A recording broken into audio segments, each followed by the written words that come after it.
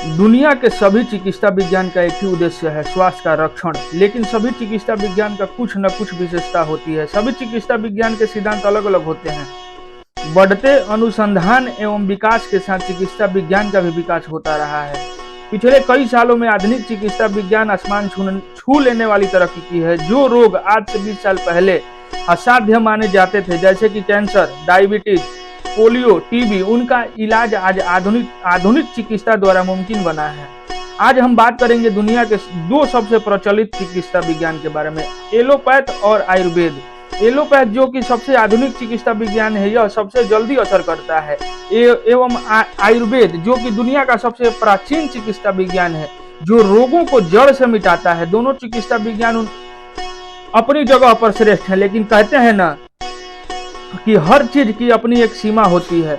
दोनों चिकित्सा विज्ञान में कोई ना कोई भलाई बुराई जरूर है। आज हम देखेंगे कि यह दोनों कैसे काम करते हैं और इन दोनों में कौन सा बेहतर है। आयुर्वेद शब्द का संस्कृत में अर्थ होता है जीवन का विज्ञान। आयुर्वेद की उत्पत्ति माना जाता है तकरीबन 5000 साल पहले भारत देश में हुई। इसका मूल जटिल रूप से वेदों एवं पुराणों में पाया जाता है। आयुर्वेद न ही केवल चिकित्सा विज्ञान है, लेकिन यह जीवन जीने का संपूर्ण ज्ञान है। आयुर्वेद की परिभाषा बताते हुए चरक संहिता में बताया गया है कि आयुष्य वेद आयुर्वेद अर्थात जीवन का विज्ञान ही आयुर्वेद है। आयुर्वेद की उत्पत्ति माना जाता है कि समुद्र मंथन के समय भगवान धन्वंतरी से हुई, इसलिए भगवान धन्वंतरी को आरोग्य के देवता माना जाता है।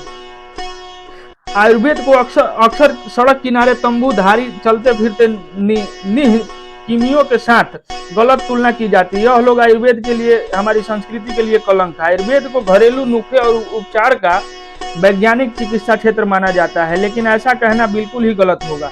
आयुर्वेद इन दिनों सब चीजों से कई अलग। आयुर्वेद अत्याधिक परीक्षण के आधार पर विकसित हुआ है।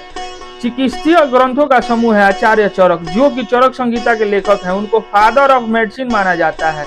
और सुश्रुत संहिता के लेखक आचार्य सुश्रित फादर ऑफ सर्जरी माना जाता है। कहा जाता है कि आज के सबसे पेचीदा सर्जरी जैसे कि रहीनोप्लास्टी आदि उस जमाने में भी की जाती थी, लेकिन आजकल के विकसित हुए मृग जलों की वजह से आयुर्वेद कहीं खो सा गया है। आयुर्वेद कई अलग अलग तर्क आधारित मूल सिद्धांतों पर आधारित है। आयुर्वेद के मूल सिद्धांतों का वर्णन पदार्थ विज्ञान विषय में किया गया है। उनमें से कई सिद्धांत बड़े ही प्रचलित है। जैसे कि आयुर्वेद मानता है कि हम और हमारे आसपास की सभी चीजें 5 भौतिक तत्वों से बनी हुई है, जिनमें पंच महाभूत कहते हैं। हमारा भौतिक शरीर आकाश, वायु, पृथ्वी, जल और अग्नि, इन 5 तत्वों से बना है। हमारे शरीर में 3 शारीरिक दोष, वात, पित्त और कफ पाए जाते हैं, जिनके असंतुलन से सभी रोगों की उत्पत्ति होती है। आयुर्वेद चिकित्सा विज्ञान एवं दोषों के संतुलित रहकर रोगों का विनाश करने के सिद्धांत पर आधारित है। आयुर्वेद में सामान्य और विशेष का सिद्धांत भी पाया गया है। सामान्य गुण वाले द्रव्य दोषों को प्रकोप करते हैं, उस तरह विपरीत गुण वाले द्रव्य दोषों को शमन करते हैं। जैसे कि ठंडी चीजें खाने पर कफ दोष बढ़ता है, क्योंकि शीत गुण कफ दोष में सामान्य है, और पित्त दोष का कम होता है, क्योंकि शीत गुण पित्त दोष के विपरीत है। आयुर्वेद में वर्णित सभी औषधियां उनके रस, स्वाद, गुण, वीर्य, विपाक आदि के आधार पर शरीर पर काम करता है।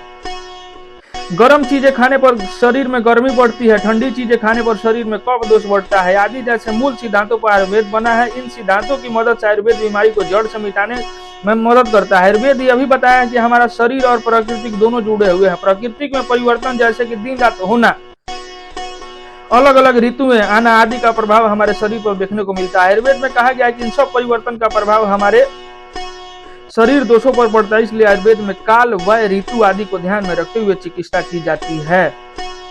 आयुर्वेद चिकित्सा की विज्ञान की कई विशेषता। आयुर्वेद विज्ञान मात्र चिकित्सा विज्ञान नहीं, बल्कि एक सही जीवन शैली है। आयुर्वेद में योग का भी समावेश होता है, जो कि आजकल विदेशों में भी प्रचलित है। अष्टांग आयुर्वेद में आयुर्वेद के 8 विशेष क्षेत्रों के बारे में वर्णन किया गया है। आयुर्वेद अपनाएं, रोग दूर भगाएं।